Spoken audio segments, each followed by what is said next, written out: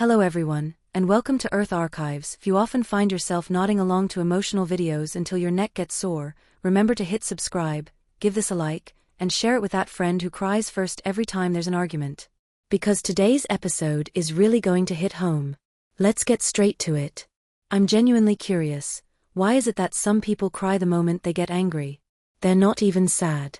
In fact, they might be furious. And yet somehow, tears show up first and completely give them away. What's actually going on? Male lead, gentle, vivid tone. Let me start with something important. If you've ever cried in the middle of anger, you're not strange.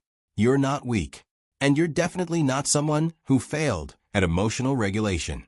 You just happen to be running on high-performance hardware with a brutally honest cooling system. Picture this. You've been there before. The argument is reaching its most critical point. Your mind is crystal clear. You know you're right. You're ready to counterattack. You're about to deliver the line that ends the debate once and for all. And then, suddenly, your vision blurs. It feels like a hand is gripping your throat. Your voice starts shaking. Inside, you panic because you know the one thing you absolutely don't want is coming. Tears. And they don't slowly build up. They surge. The cruelest part? The other person's expression changes. You can see it. They shift from listening to what you're saying to watching you cry. In that moment, what you lose isn't logic, it's image. And then comes the final blow. Why are you crying? It's not even a big deal. That sentence makes you angrier, more ashamed, more frustrated with yourself. Inside, you're thinking, I'm not crying. I'm burning. But your body refuses to cooperate. So the first thing we're going to do today is completely flip a belief upside down. If you cry when you're angry, it's not because you're weak. It's because you care too much. Wait. That sounds comforting, but is it just good packaging? Is it really that positive? I get why you'd think that. We were raised to believe emotions should be steady, calm, adult.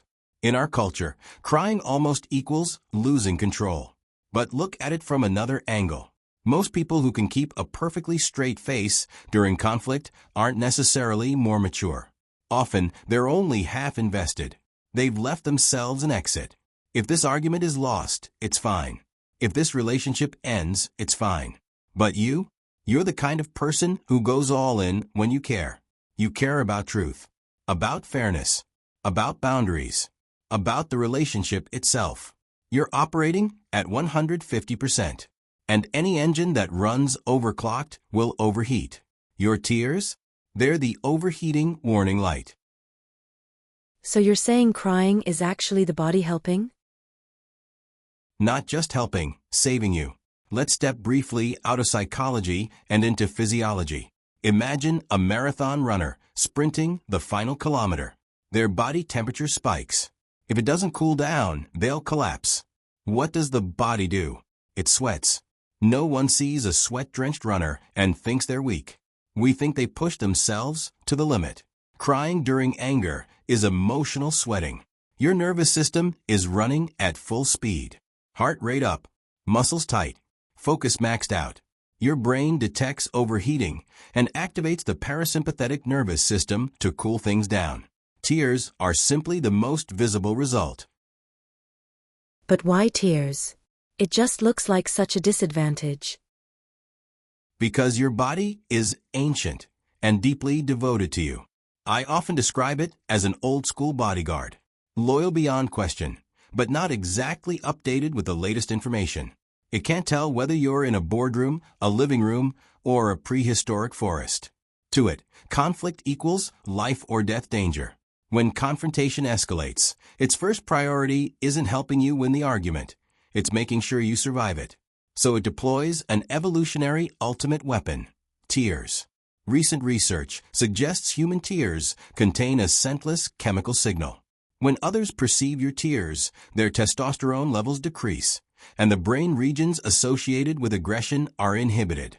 In other words, tears function as a biological ceasefire signal. Your body is hitting the brakes. It's saying, this war is getting dangerous. Stop fighting. So it's not that I'm betraying myself. My body just loves me too much? Exactly. So next time tears come, don't immediately attack yourself. You can even say internally to that bodyguard, "Thank you for trying to protect me. But I'm safe right now. I can handle this." That inner dialogue alone reduces a tremendous amount of shame. Now let's move to the practical part. How to stop, or more precisely, how to prevent it from spiraling out of control. I'm not going to tell you to take 100 deep breaths. When you're about to cry, your rational brain is basically offline. You won't remember complicated instructions. So just pick one tool, the one that feels easiest to use. Okay. Then let's get straight to it, the emergency level kind. We'll break it into 3 levels. Level 1 is invisible tools, things other people will barely notice. The first one is called the head lift technique. The moment you feel your eyes heating up or stinging, gently lift your chin and look upward. The ceiling works. The top edge of a bookshelf works. When you lower your head, it intensifies internal emotion. When you raise it, you activate the brain's visual processing regions. This is a purely physiological switch. A lot of people are shocked when they try it. Tears really do get stuck and stop forming.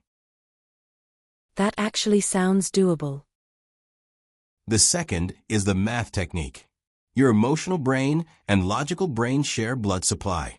If you start doing moderately complex mental arithmetic, like subtracting 7 continuously from 100, your brain cannot simultaneously calculate and sustain a strong emotional surge. Blood flow gets forcibly redirected. The third is 5 sense anchoring.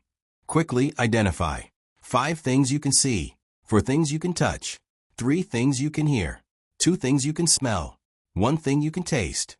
This pulls you out of the emotional storm and back into present moment reality. What if it's already too late? Like, it's really about to happen? That's level 2, tactical pause. Not running away, strategically stepping out. The most effective version is called the water break pause. Simply say, "I'm going to grab some water." Drinking and swallowing reset the vocal cords and reduce trembling. 60 seconds is enough. Shake out your hands, take a sip of water, and then come back. What if I'm already crying? Everyone's seen it. That's level 3, and the most important rule. Do not apologize. Do not say, "Sorry, I'm too emotional." The moment you say that, you signal that you've done something wrong. The correct move is called label and redirect. Calmly say, "This is a physiological response to frustration, not sadness. I care a lot about this, and I'd like to continue the discussion." That sentence carries power. You may be crying, but you have not surrendered control. That's not weakness. That's advanced courage. When you put it like that, crying doesn't sound so scary anymore. It never was. What's scary is crying, and then stabbing yourself with shame afterward. Your sensitivity, your intensity, your emotional depth. Those are the same traits that give you empathy and creativity. You're not fragile glass. You're a high-performance engine. You just overheat sometimes. So next time tears show up, lift your head, breathe, and remember this. Even your tears are proof that you are living seriously and wholeheartedly. If you've made it this far and felt personally called out by even one sentence, give this a like, subscribe, and share it with that friend who always wants to disappear during arguments. In the next video, we'll keep unpacking why some people are simply born feeling everything more deeply. See you next time.